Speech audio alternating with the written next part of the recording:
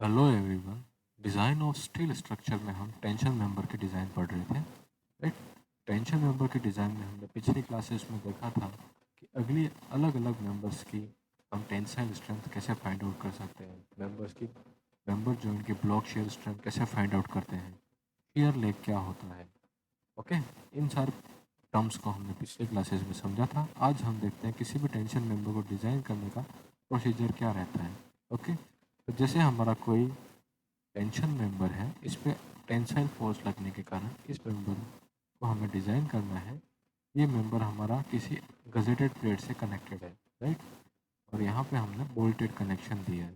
तो tension member design करना है किसी टी यू फोर्स के लिए।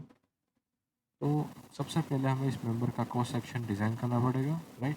देन आफ्टर हमें ये जॉइंट, जो ये टी यू लोड इस प्लेट से या फिर इस सेक्शन से या इस मेंबर से इस गजेट प्लेट में ट्रांसफ़र कर रहा था, हमें इस जॉइंट को भी डिज़ाइन करना पड़ेगा। जॉइंट में मतलब मिनिमम पिच कितनी होती है, ओके, डाया ऑफ बोल्ट कितना यूज़ करना चाहिए, राइट। उसके बाद इसकी नंबर ऑफ बोल्ट्स कितने होने चाहिए, ये सारी चीज़ें हम जॉइंट्स में डिज़ाइन कर चुके हैं, राइट। तो हमें सबसे पहले टेंशन मेंबर डिज़ाइन करने के लिए ग्रॉस एरिया रिक्वायर्ड होता है कि ताकि ये सेक्शन हमारा टी यू फोर्स को बियर कर सके। तो सबसे पहली स्टेप हमारी होती है फाइंड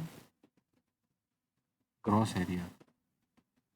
ग्रॉस एरिया कितना चाहिए, राइट, रिक्वायर्ड कितना है, ये कितना हो जाएगा। Gross area A G is equals to T U divided by F Y upon gamma F zero, right. हमारे पास टेंसाइल में gross gross cross section area में टेंशन में यील्ड कर रहा है, तो उसके लिए फॉर्मूला क्या था, T U is equals to A G into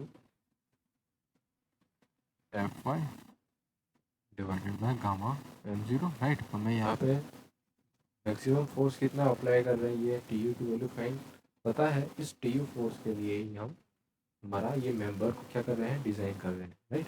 T U force के लिए ग्रॉस क्रॉस सेक्शन एरिया कितना चाहिए, वो इसी इक्वेशन को हम रीअरेंज करके इस तरह से लिख के फाइंड आउट कर सकते हैं। जब हमारे पास ग्रॉस क्रॉस सेक्शन एरिया आ गया, तो हम एस पी मतलब आई एस हैंडबुक को यूज़ करके और स्टील बुक को यूज़ करके प्रिफरेबल क्रॉस सेक्शन प्रोवाइड कराएंगे। It may be angle section और एनी अदर, राइट। तो हम इस आई एस हैंडबुक को यूज़ करके क्रॉस सेक्शन की प्रॉपर्टी को ध्यान में रखते हुए कोई भी एक सेक्शन प्रोवाइड कराया, right.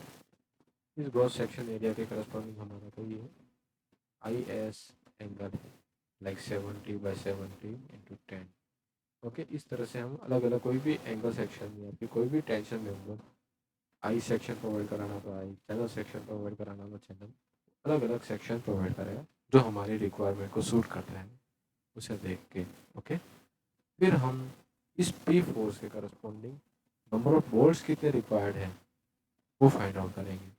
Number of bolts required, ये कैसे पता चलेगा, P U force divided by what, bolt value, right. Bolt value हम कैसे फाइंड आउट करते हैं, ये कैसे पता चलता है, ये हमें बोल्ट वैल्यू कैसे फाइंड आउट करते थे। बोल्ट वैल्यू क्या होती है, minimum of shear strength of bolt, right, and bearing strength of the bolt on bolt। इन दोनों पैरामीटर को यूज करके हम बोल्ट वैल्यू फाइंड आउट कर लेंगे। हम अज्यूम करेंगे डिजाइन में आया और बोल्ट को, या फिर हमें क्वेश्चन में दे रखा होगा उसके करस्पॉन्डिंग हम शियर स्ट्रेंथ ऑफ बोल्ट और bearing strength of the bolt find out कर सकते हैं। इससे हमें क्या मिलेगी, बोल्ट वैल्यू मिलेगी। हमारा अप्लाइड लोड टी यू है, तो उसके करस्पॉन्डिंग हमें इतने लोड को बियर करने के लिए जॉइंट में कितने बोल्ट्स प्रोवाइड कराने, ये हम फाइंड आउट कर सकते हैं। इसके बाद हम क्या प्रोवाइड कराएंगे, हमने क्रॉस सेक्शन प्रोवाइड करा दिया, तो उसके बाद हम उस क्रॉस सेक्शन की स्ट्रेंथ को चेक करेंगे, राइट। चेक्स प्रोवाइड कराएंगे टेंसाइल स्ट्रेंथ की।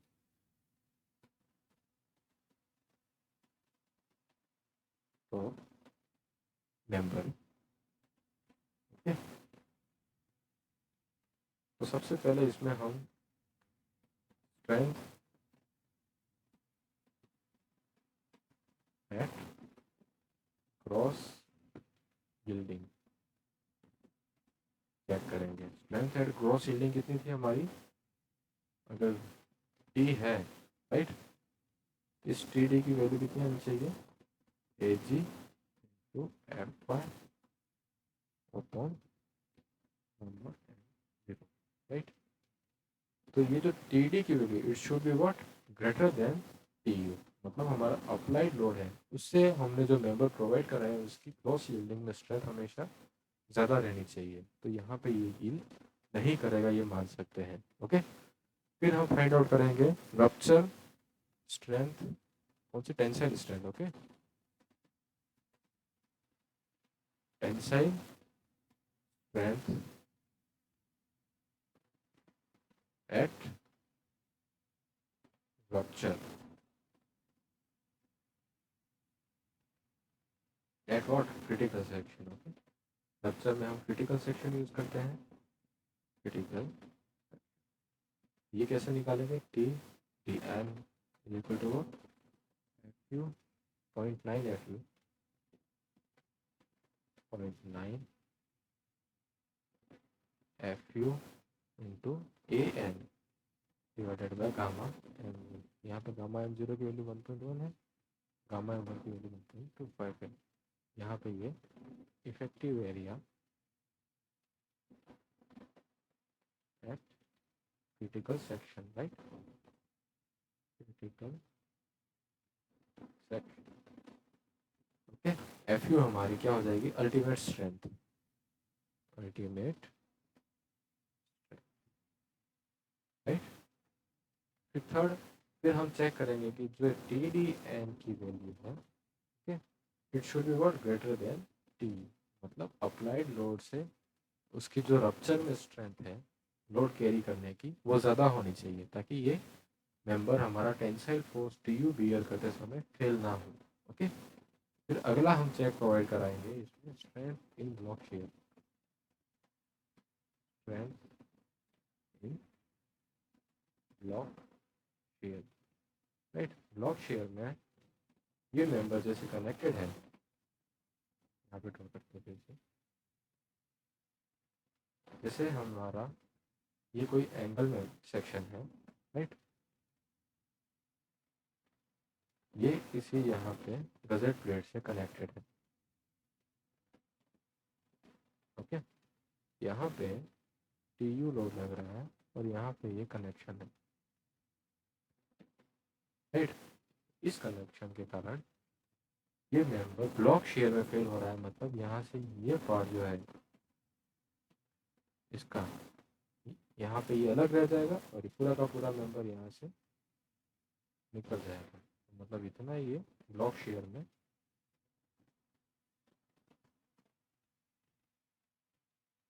फेल करेगा राइट। जब ये मेंबर इस तरह से फेल करेगा तो ये जो सेक्शन है यहाँ पे ये क्या होगा, टेंशन में फेल करेगा राइट, और यहाँ पे ये जो सेक्शन है ये क्या करेगा, शेयर में फेल करेगा। ओके, तो ब्लॉक शेयर में हम दो फॉर्मूले यूज करते हैं। Block design block shear strength is equal to what, when first case है शेयर यील्डिंग प्लस टेंशन में व्हाट रप्चर हो रहा हो राइट। सेकंड केस है हमारा जब शेयर में रप्चर हो रहा हो एंड टेंशन में यील्ड कर रहा होगा राइट। तो शेयर में रप्चर कर रहा है तब हमारा फॉर्मूला क्या बन रहा था, शेयर में जब यील्ड कर रहा है तो f y into A v g gross area divided by √3 into gamma M zero, tension में रप्चर हो रहा था 0.9 F u upon gamma M one into ए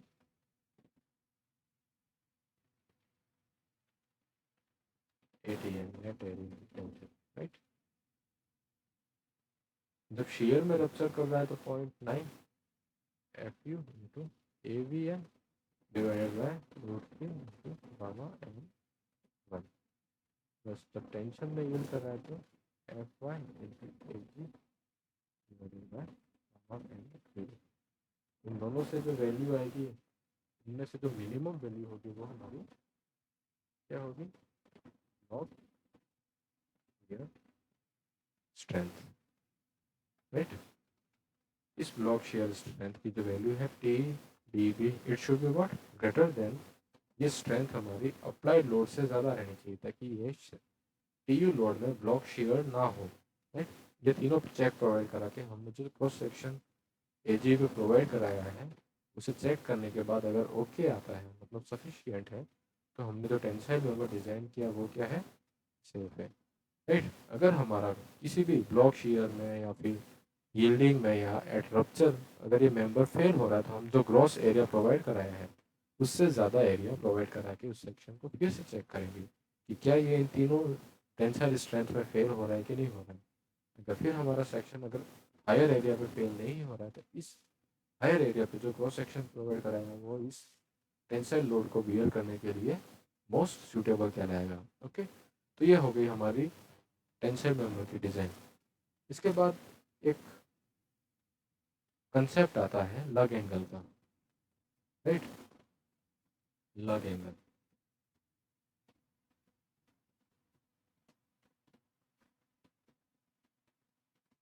लग एंगल, लग एंगल क्या होता है, जब किसी भी मेंबर, जैसे हमारा गजेट मेंबर है,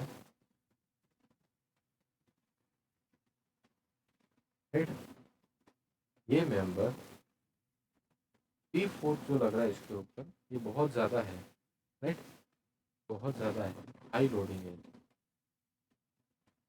हाई लोडिंग की कंडीशन है। तो उस पी लोड के लिए इसका क्रॉस सेक्शन तो हमने डिजाइन कर लिया, जो कितना आया ग्रॉस क्रॉस एरिया एजी आया वो तो फाइंड आउट करके हमें पता है। पर करस्पॉन्डिंग जब हम वोल्टेज कनेक्शन प्रोवाइड कराएंगे तो इस पीयू लोड के लिए तो हमें नंबर ऑफ बोर्ड्स भी क्या होंगे, ज़्यादा प्रोवाइड कराने पड़ेंगे, राइट। जब मोर नंबर ऑफ बोर्ड्स प्रोवाइड कराने के कारण इसकी क्या है कि जॉइंट की लेंथ बढ़ जाएगी, मतलब इस जॉइंट की लेंथ बढ़ जाएगी। जब जॉइंट की लेंथ ज़्यादा रहेगी तो हमें जो गजेट प्लेट में मटेरियल प्रोवाइड कराना है इस मटेरियल की कॉस्ट भी क्या होगी, ज़्यादा लगेगी, राइट। एक कनेक्शन हमारा यहाँ तक है और दूसरा कनेक्शन अगर यहाँ तक है, इतना एडिशनल गजेट प्लेट का मटेरियल हमें प्रोवाइड कराना पड़ेगा। तो इतना ज़्यादा अनइकोनॉमिकल क्रॉस सेक्शन को डिज़ाइन करने से तो बेहतर है कि हम कुछ इस तरह से डिज़ाइन करें कि हमारा जो जॉइंट की लेंथ है वो क्या हो, रिड्यूस हो जाए। वो कैसे रिड्यूस होगी, हम क्या करते हैं कि उस मेंबर के यहाँ पे एक सपोर्टिंग मेंबर कनेक्ट करते हैं और उसके साथ ही यहाँ पे बोल्टेड कनेक्शन देंगे, राइट। तो लग एंगल का मेन पर्पस क्या होता है ये हमें पता होना चाहिए, ठीक है ना। डेफिनेशन के तौर पर लिखा है, when length of and connection of heavily loaded tension member of heavily loaded tension member, इसकी length can be reduced, right, by using what, by using lug angle, right। चलो, लग एंगल क्यों प्रोवाइड कराते हैं वो तो पता चल गया। अब लग एंगल प्रोवाइड कैसे कराते हैं, जैसे हमारी ये कोई गजेट प्लेट है, राइट, इस गजेट प्लेट से हमारा ये एंगल सेक्शन कनेक्टेड है, ओके। इस एंगल सेक्शन पे यहाँ पे पीयू फोर्स लग रहा है, एंगल सेक्शन का ये हम प्लान व्यू देख रहे हैं तो प्लान व्यू के कारण ये एंगल कैसा दिखेगा, यहाँ पे ये हमारी कोई गजेट प्लेट है,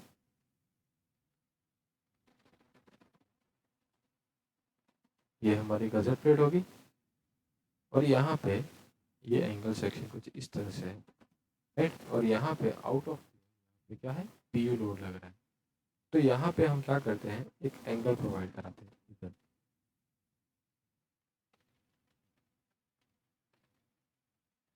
इस तरह से।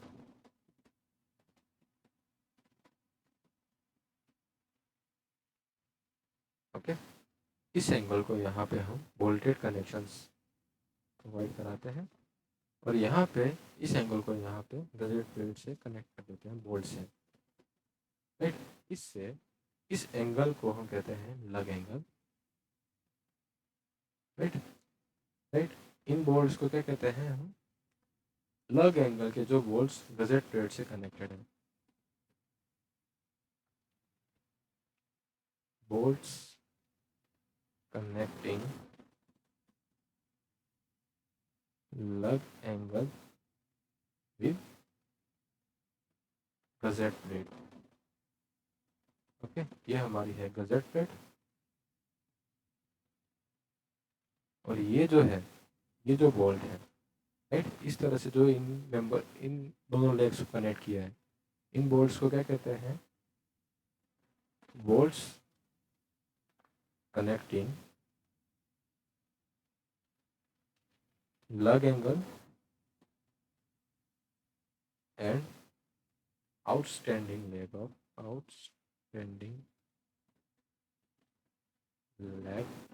Of main member.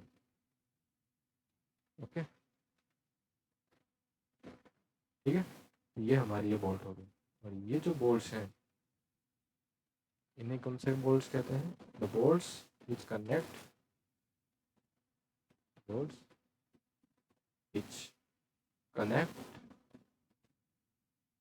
Main member with gusset plate. Okay, इन सभी मेंबर्स में जो लोडिंग कंडीशंस होती है वो अलग अलग रहती है, जो कोड में डिफाइन है उसको यूज़ करके हम इन बोल्ट्स के नंबर ऑफ बोल्ट्स को फाइंड आउट करेंगे, और इस टाइप के कनेक्शन प्रोवाइड कराने से हमारी जो लेंथ ऑफ जॉइंट है, लेंथ ऑफ कनेक्शन है, वो क्या हो जाएगी, इसको प्रोवाइड कराने से रिड्यूस हो जाएगी, राइट, रिड्यूस हो जाएगी। तो यहाँ पे लग एंगल हमने कैसे प्रोवाइड करा है, कुछ इस तरह के, यहाँ पे ये आउटस्टैंडिंग लेग से कनेक्टेड बोल्ट्स हो गए, राइट। जैसे कि ये है, ये हमारे बी बोल्ट्स हैं, इन्हें हम क्या बोलेंगे, बी बोल्ट्स। ये हमारे bolts connecting the angle with gusset plate, इसे हम ए कहते हैं। तो यहाँ पे ये जो एंगल कनेक्टेड है, ये हमारे ए बोल्ट्स हो गए, राइट, और ये हमारे सी बोल्ट हो गए। ओके, जो यहाँ पे कनेक्टेड है, ये हमारे सी बोल्ट हो गए। ये हमारी मेन मेंबर है, ये लग एंगल है, राइट, और ये गजेट प्लेट है।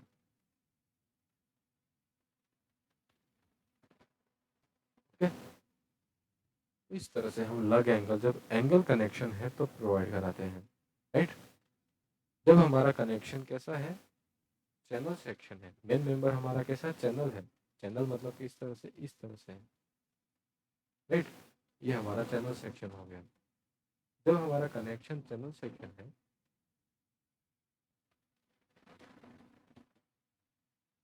तब हम लग एंगल दोनों फ्लेंजेस को कनेक्ट करते हुए प्रोवाइड कराएंगे।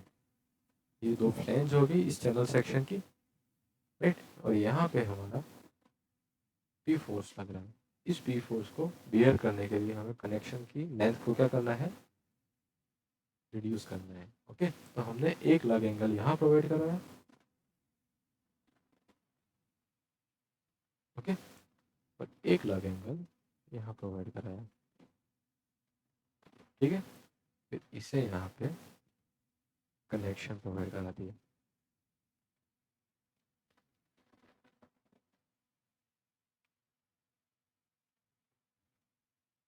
राइट। तो ये हमारे ए टाइप्स ऑफ बोल्ट हो गए, ये हमारे बी टाइप्स ऑफ बोल्ट हो गए, और ये सी टाइप्स ऑफ बोल्ट हो गए, ठीक है। नंबर ऑफ बोल्ट्स इनमें कैसे फाइंड आउट करते हैं, ये हम अभी देखेंगे, राइट। तो ये हमारे लग एंगल्स हो गए। ओके, तो फिर हम जब एंगल, मेन हमारा मेंबर जो है वो एंगल सेक्शन है, राइट। जब हमारा एंगल सेक्शन है जो इस तरह से लगभग कनेक्टेड रहेगा, ये हमारे ए टाइप्स ऑफ बोल्ट हो गए, ये हमारे क्या है, गजेट प्लेट है, ओके, और ये लग एंगल कनेक्टेड है और यहाँ मेन प्लेट पे पी फोर्स लग रहा है, राइट। तो पहली पहली कंडीशन क्या कहती है कि द स्ट्रेंथ ऑफ लग एंगल, पहली कंडीशन है, नीचे देखते हैं, the strength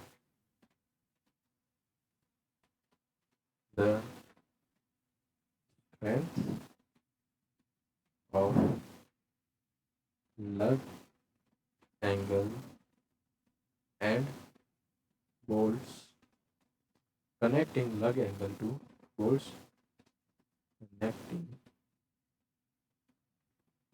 lug angle to gusset plate should be at least, strength should be at least what,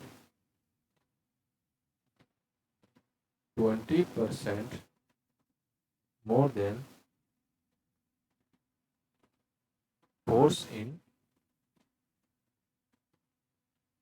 outstanding leg, right. मतलब जैसे हमारा कोई पी फोर्स है, ये पी फोर्स है वो इस क्रॉस सेक्शन एरिया के द्वारा बियर किया जाएगा, ओके। तो इसमें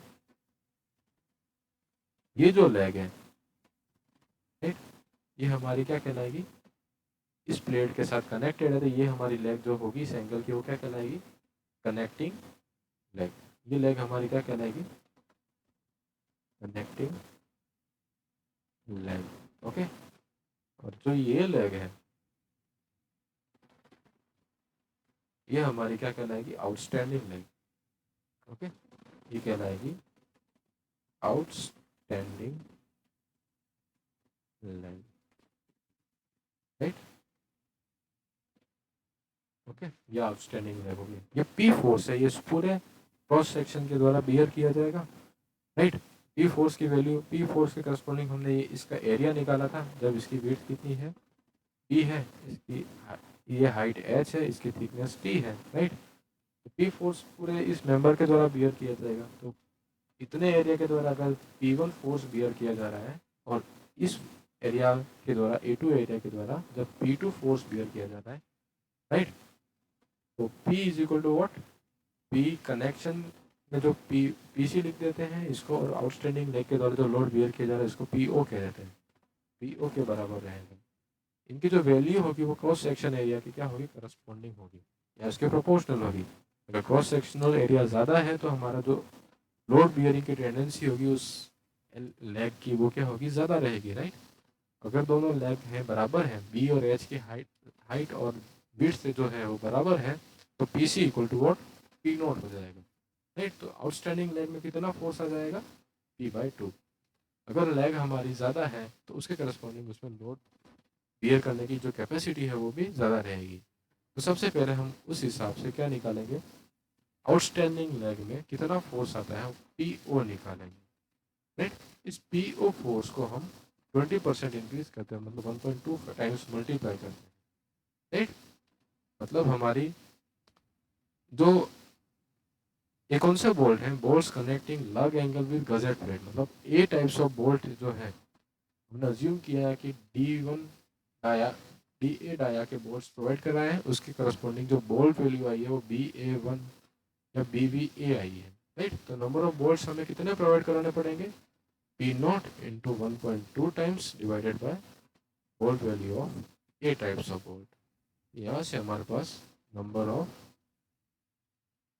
बोल्ट्स आ जाएंगे, right.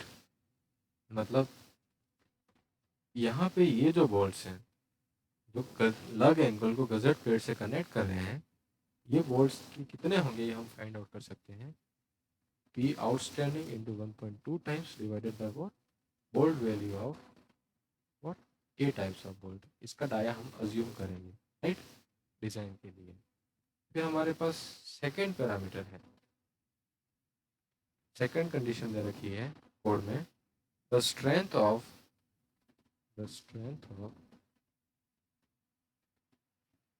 Fastener connecting strength of fastener connecting lug angle and main member and member shall be at least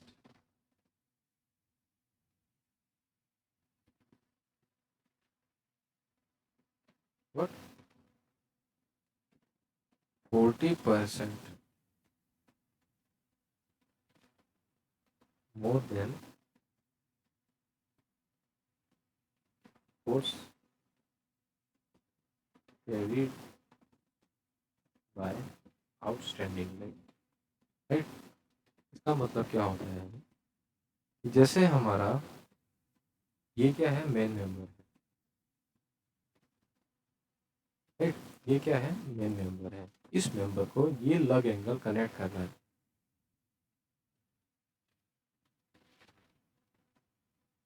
यहाँ पे ये एंगल कनेक्ट कर रहा है। तो ये जो बोल्ट्स हैं, ये बोल्ट्स कितने फोर्स के लिए डिजाइन करना है? ये जो बोल्ट्स हैं ये हमें डिजाइन करने हैं। इन बोल्ट्स को इस आउटस्टैंडिंग लेग में कितना फोर्स आ रहा है? P0 into 1.4 times. और अज्यूम किया कि यहाँ पे हमने B dia of bolt provide किया है, तो उसके करस्पॉन्डिंग उसकी बोल्ट वैल्यू हम फाइंड आउट कर सकते हैं। तो उसकी बोल्ट वैल्यू हमने मानी है BVB, राइट। तो यहाँ से हमें पता चलेगा कि जो आउटस्टैंडिंग लेग या मेन मेंबर को लग एंगल से कनेक्ट करते हैं, वहाँ पे हमें कितने नंबर ऑफ बोल्ट प्रोवाइड कराने हैं, राइट। तो नंबर ऑफ बोल्ट्स आ जाएंगे यहाँ पे, राइट। देन यहाँ पे सी टाइप्स ऑफ बोल्ट हमें प्रोवाइड कराने। तो सी टाइप्स ऑफ बोल्ट हमें कैसे प्रोवाइड कराने? पीसी जो फोर्स है डिवाइडेड बाय BVC। यहाँ से हम ये सी टाइप्स ऑफ बोल्ट प्रोवाइड करा सकते हैं। तो ये हमारी लग एंगल की पूरी डिज़ाइन होगी। यहाँ पे हमने gross area of angle main member design किया, यहाँ एक लग एंगल प्रोवाइड कराया, और यहाँ पे हमने नंबर ऑफ बोल्ट्स कितने प्रोवाइड कराने हैं वो पता चल गया। और यहाँ पे लग एंगल को डिज़ाइन करने के लिए इसका क्रॉस सेक्शन एरिया कितना होना चाहिए? सिमिलरली दिस, मतलब इसका एक ग्रॉस एरिया कितना होना चाहिए? AG ऑफ लॉग एंगल कितना होना चाहिए? P 1.2 टाइम्स 1.2 टाइम्स P0 इतने फोर्स के लिए हमें डिज़ाइन करना है, divided by Fy upon gamma है 0। इतने एरिया के लिए हम लग एंगल को, इतने एरिया के लग एंगल को यहाँ प्रोवाइड कराएंगे, और यहाँ पे जो कनेक्शन देना है उसमें नंबर ऑफ बोल्ट्स कैसे प्रोवाइड कराना है, ये सारी चीज़ें हमने देख ली, राइट। आई होप ये आपको समझ में आ गया होगा। नेक्स्ट है जब लग एंगल हमारा चैनल सेक्शन में प्रोवाइड कराते हैं। तो चैनल सेक्शन कुछ इस तरह से होता है। यहाँ पे हमारा ये गजेट प्लेट है, ओके। इस गजेट प्लेट से यहाँ पे ये चैनल सेक्शन इस तरह से कनेक्टेड है, ओके। और यहाँ पे आउट ऑफ प्लेन, मतलब इस डायरेक्शन में पी फोर्स को इसे बियर करना है। तो जब इस पी फोर्स को बियर करने के लिए जब इस चैनल सेक्शन के जॉइंट को डिज़ाइन करेंगे, यहाँ पे जो बोल्ट्स प्रोवाइड कराने पड़ेंगे, अगर हैवी लोडिंग है तो क्या ज़्यादा बोल्ट्स प्रोवाइड कराने पड़ेंगे, जिससे इसकी गजेट प्लेट की जो लेंथ है वो बढ़ जाएगी। अगर लेंथ बढ़ेगी तो इसमें मटेरियल कॉस्ट भी हमारी बढ़ जाएगी, राइट। तो इसके लिए हम क्या है कि यहाँ पे अपर एंड लोअर प्लेन्स पे इस तरह से लग एंगल प्रोवाइड कराते हैं, राइट। इस तरह से यहाँ पे हम एंगल प्रोवाइड कराते हैं। इन्हें यहाँ पे कनेक्ट करते हैं, यहाँ पे कनेक्ट करते हैं। यहाँ मेन मेंबर को गजेट प्लेट से कनेक्ट किया, मेन मेंबर को लग एंगल से कनेक्ट किया, और लग एंगल को यहाँ पे गजेट प्लेट से कनेक्ट किया। ये हमारे ए टाइप्स ऑफ बोल्ट हो गए, ये बी टाइप्स ऑफ बोल्ट, और यहाँ पे सी टाइप्स ऑफ बोल्ट। डिज़ाइनर अपनी रिक्वायरमेंट के हिसाब से डाया ऑफ बोल्ट यहाँ पे अलग अलग प्रोवाइड कराता है। उसके करस्पॉन्डिंग हमें बोल्ट वैल्यू पता चल जाती है, इसे BVA कह देते हैं। इसकी बोल्ट वैल्यू हमारी BVB होगी, और इसकी बोल्ट वैल्यू BVC होगी, राइट। हमें सबकी बोल्ट वैल्यू पता है। अगर यहाँ पे इन बोल्ट्स को कितने लोड के लिए डिज़ाइन करना है वो पता चल जाएगा, तो हम कितने नंबर ऑफ बोल्ट्स पता चल जाएंगे। नंबर ऑफ बोल्ट्स पता है तो हम मिनिमम पिच के हिसाब से लेंथ ऑफ जॉइंट को भी फाइंड आउट कर सकते हैं। जैसे हमारे नंबर ऑफ बोल्ट्स कितने हैं? 4 हैं, तो हमारी लेंथ ऑफ जॉइंट कितनी होगी? यहाँ पे हमें minimum edge distance E minimum रखनी पड़ेगी, वो कितनी होती है 1.7 times of dia of hole. Pitch distance यहाँ से यहाँ तक मिनिमम कितना रखना है, मिनिमम तो हमारा होगा 2.5 टाइम्स ऑफ नॉमिनल डाया। फिर डाया ऑफ होल में पता ही है, नंबर ऑफ बोल्ट पता है, तो यहाँ से लेके यहाँ तक की लेंथ हम फाइंड आउट कर सकते हैं। इस तरह से हम लेंथ ऑफ जॉइंट भी फाइंड आउट कर लेंगे, जो लग एंगल प्रोवाइड कराने से हमारी क्या रिड्यूस हो रही है, राइट। तो फिर आती है बात कि मतलब यहाँ पे लोड की डिज़ाइन कैसे होती है। तो यहाँ पे जब चैनल सेक्शन होता है तो यहाँ पे कोड कहता है कि the strength of fastener connecting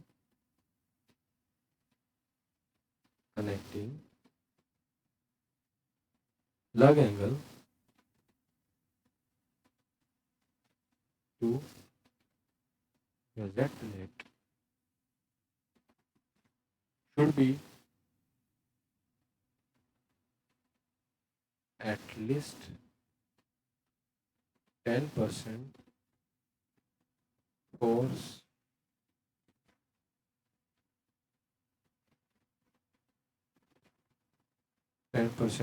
in the outstanding leg that connected. Outstanding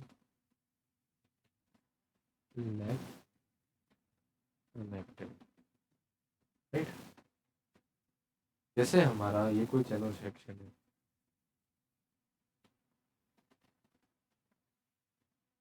ये यहाँ पे P फोर्स को बियर कर रहा है। इस आउटस्टैंडिंग लेग का एरिया A1 है, इसका एरिया A2 है, और इसका एरिया इस मेन मेंबर की कनेक्टेड प्लेट का, इसका एरिया हमारे पास A3 है, राइट। तो P फोर्स इस एरिया के द्वारा कितना बियर किया जाएगा, ये हम बोलेंगे PO1 is equal to what, P into A1 divided by what, A1 plus A2 plus A3। ये इस मेंबर के द्वारा फोर्स बियर किया जाएगा इसके अंदर से, राइट। P AO मतलब इस मेंबर के द्वारा कितना बियर किया जाएगा, total force P into A2 divided by what, summation area, मतलब टोटल एरिया इस पूरे सेक्शन का, और इस वेब के द्वारा कितना लोड बियर किया जाएगा, PW is equal to PWC जो कनेक्टेड है उसका P इंटू उसका area divided by summation of hole area. यहाँ से हमारे पास जो आउटस्टैंडिंग लेग कनेक्टेड है उस लग एंगल से उसका फोर्स पता चल जाएगा, राइट। तो यहाँ पे हमारे पास इस मेंबर के द्वारा PO1 फोर्स बियर किया जाता है और इस मेंबर के द्वारा PO2, और यहाँ पे PWC इस सेक्शन के द्वारा बियर किया जाएगा। ये जो फोर्स है उसका 1.1 टाइम्स करके इतने लोड के लिए हमें इन बोल्ट्स को डिज़ाइन करना है, राइट। तो इन बोल्ट्स की डिज़ाइन के लिए नंबर ऑफ बोल्ट्स कितने आएंगे, 1.1 इंटू मतलब 10% इंक्रीज कर रहे हैं, PO1 divided by what, bolt value of A types of bolt, right. फिर दूसरी कंडीशन हमारी कोड कहती है कि जो हमें लग एंगल एंड आउटस्टैंडिंग लेग को कनेक्ट करने वाले जो बोल्ट है, आउटस्टैंडिंग लेग को कनेक्ट करने वाले बोल्ट है, उसमें जो लोड उसको हमें 1.2 टाइम्स ऑफ PO के लिए डिज़ाइन करना है, राइट। मतलब यहाँ पे इस फास्टनर को हमें कितने लोड के लिए डिज़ाइन करना है, 1.2 times of PO1 divided by what, bolt value of B type of bolt.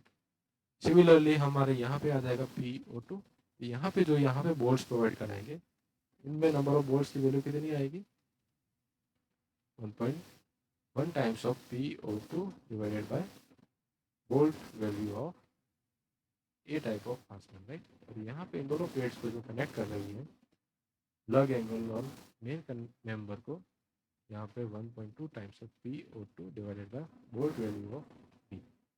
इस तरह से हम हर पूरे जॉइंट की नंबर ऑफ बोल्ट्स कितने कहाँ प्रोवाइड कराने हैं ये फाइंड आउट कर सकते हैं, राइट। मेन मेंबर को जब गजेट प्लेट से कनेक्ट करेंगे यहाँ पे नंबर ऑफ बोल्ट्स कितने प्रोवाइड कराने हैं, तो मेन मेंबर का ये जो पोर्शन है वो कितना लोड बियर करेगा उसके करस्पॉन्डिंग नंबर ऑफ बोल्ट्स हमारे आ जाएंगे, राइट गाइस। तो यहाँ पे हमने टेंशन मेंबर की सारी डिज़ाइंस कंप्लीट की है। अगली क्लास में हमारे टेंशन मेंबर के न्यूमेरिकल सॉल्व करेंगे। डिज़ाइन प्रैक्टिसेस करेंगे और यहाँ पे हमारी टेंशन मेंबर की डिज़ाइन कंप्लीट होती है। Okay guys, thank you so much. जय हिंद।